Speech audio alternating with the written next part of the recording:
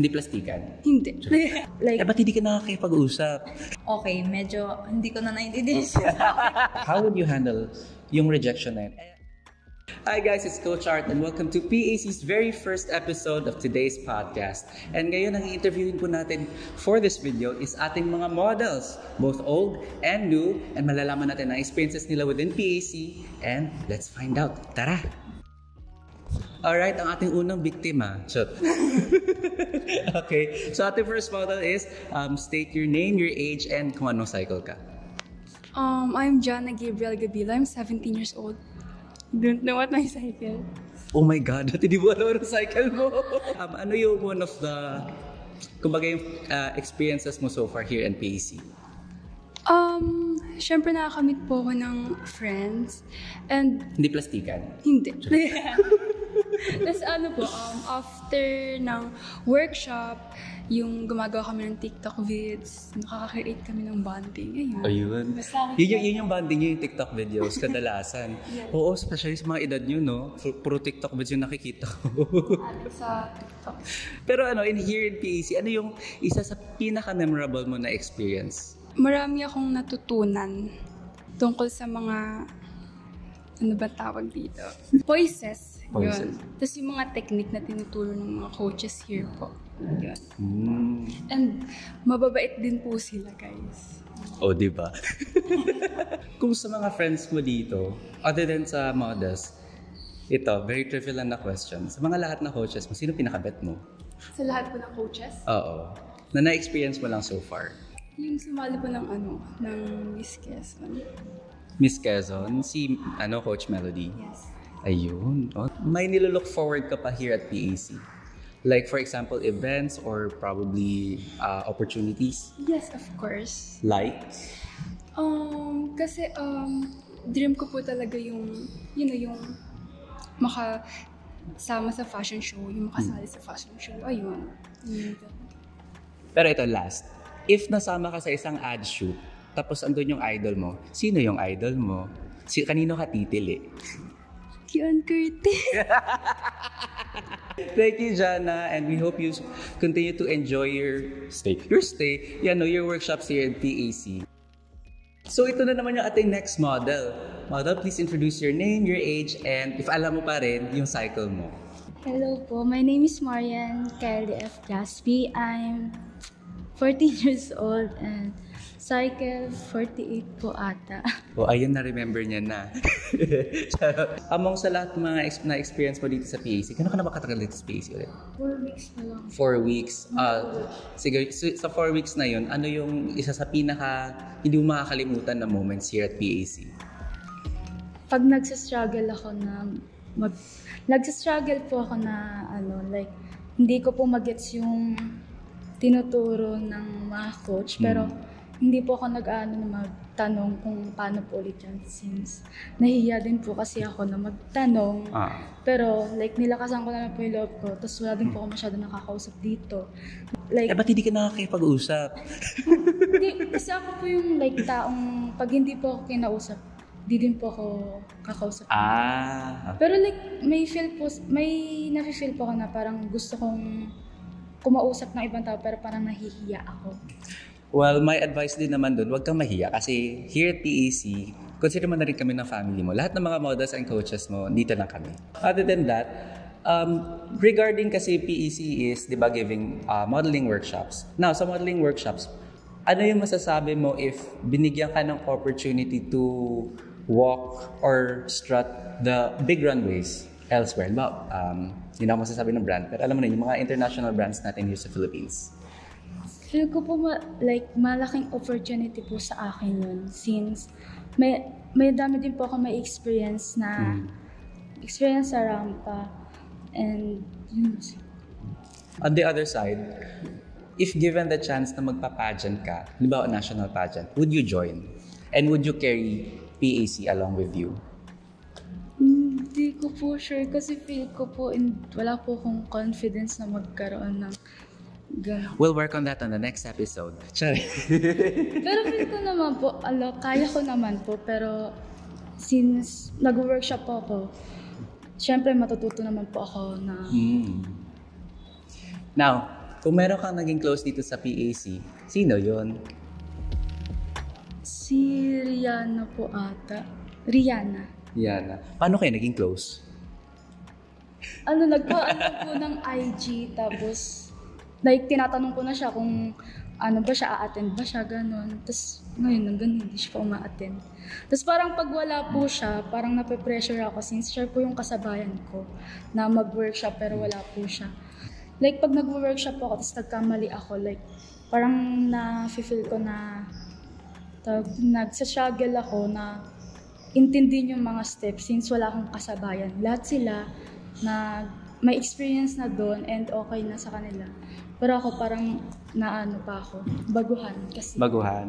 Pero my take naman, ang advice ko naman din sa'yo is, if may hindi ka alam, don't be afraid to ask naman. Kasi especially pag baguhan ka, maintindihan din naman yan namin. Thank you, Marian, for today's episode of PAC Podcast. And we hope that you'll continue to stay with us and you enjoy being here in PAC.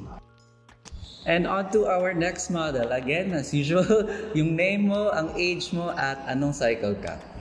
Hello everyone, my name is Daniela Kitli Franlekin. I am 15 years old and I am cycle 42. Cycle 42, so ilang years ka na?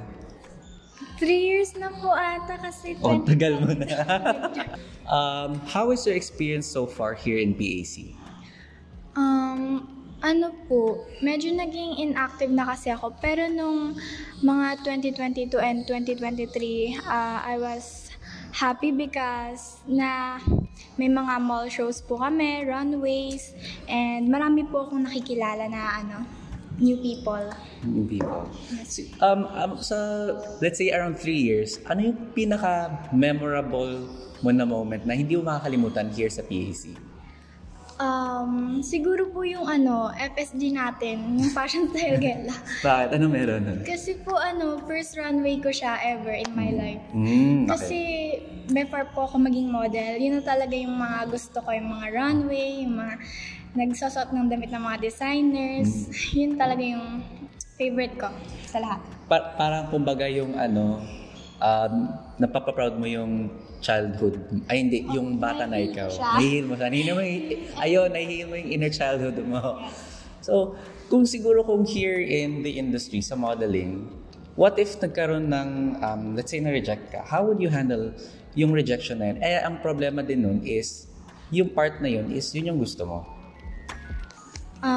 I've been sa 2 auditions na already and na-reject ako sa both. So, para sa akin, hindi po siya, yes, nasasaktan ako una. Pero, nare-realize ko din na bata pa naman ako. So, marami pang new opportunities open for me. And hindi lang talaga para yun yung sa akin na binigay ni Lord. And I know na marami pang open na tatanggapin ako. Siyempre. Pero, what if someone else is struggling with paano nila i-deal yung rejection? Ano magiging advice mo din sa kanila? Lang po, since journey mo pa lang naman to, marami ka pang mapupuntahan na auditions, casting. Don't be upset pag hindi ka na tanggap or na-reject ka. Kasi hindi naman lahat po ay para sa atin. May darating at darating talaga na para sa atin. Yung mag-fit tayo. Yan lang po. And good luck sa lahat ng magiging audition mo. Ayun, yun yung mensahe po ni ate. Pinoy Big Ate. Daniela, thank you so much and sa mga advice mo bilang considered ka na rin sa mga oldies here sa PAC. So, we also thank you for being here and staying with us throughout these years. Love you. I love PAC. And on to our last interviewee for today. By the way, she is also a training coach. Oy, congrats dun na. My name is Clarice and I'm 20 and I'm cycle 41. Yeah. 20 ka pa lang? Ako 20 pa lang this March. Pisces ka rin pala? Oo. So wait lang, ilang years ka na dito sa PAC? 3 years. 3 years ka na rin? Okay, so medyo matagal-tagal na. Pero throughout sa experiences mo here sa PAC, what is the most memorable moment that you can think of? Yung memorable na experience ko dito sa PAC is yung ma-meet ko yung mga friends ko. 5 kami. Tsaka sobrang loyal nila sa isa't isa. Like, lahat ng secrets lang talaga. Walang nalalabas. And lahat ng rants namin about our life, andun din. Ganun. Parang naging best friend na yung atake niya talaga. So, in short, mas napalakas pa yung bonds nyo sa isa't isa. Ngayon, other than yung best experiences mo, how about your experiences so far here in PAC? Kasi syempre 3 years ka na rin. So, kamusta naman yun? Yung sobrang laki ng improvements ko talaga.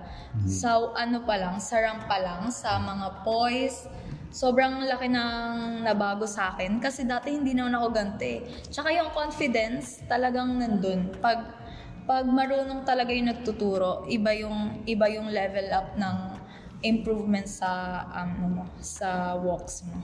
So you went from shy to confident? Confident to more confident. Ayun, gano'n. Pero kasi ito not to be or anything, pero based din kasi sa body mo, it seems like you're keeping in shape. So as a model, how do you keep in shape? Both diet and syempre sa exercises din. Do you do any exercises or may fina-follow ka ba na strict diets?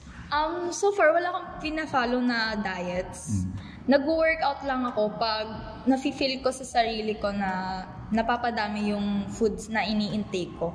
So in short, Christmas? Oo, ganun. Mga kailangan na sobrang dami ng kainin. Ganun lang yung ginagawa. Pero more on wala naman ako mga daily routine, mga workout, wala naman. Okay, I see. So, other than nun, how about paano ka nag-cope nung sa simula ka pa lang, yung syempre ma-overwhelm ka sa kung paano maglakad, paano sa poises and sa poses. So, paano mo na-grasp kung paano gawin? It took me 1 year para makapayong kung paano ba yung better walk ko para sa sarili ko. And nakuha ko yun dahil gusto ko kasi ng improvement sa sarili ko. So, pag nafe-feel mo kasi nung gusto mo talaga ng improvement sa sarili mo, nagkakaroon ka ng, tawag dito? Ano yun? Nagkakaroon ka ng Progress? Progress. Tsaka, nasa isip mo na gusto mo ng improvements, yun. Doon mo nafe-feel na parang, okay, medyo hindi ko na naiintindihan siya.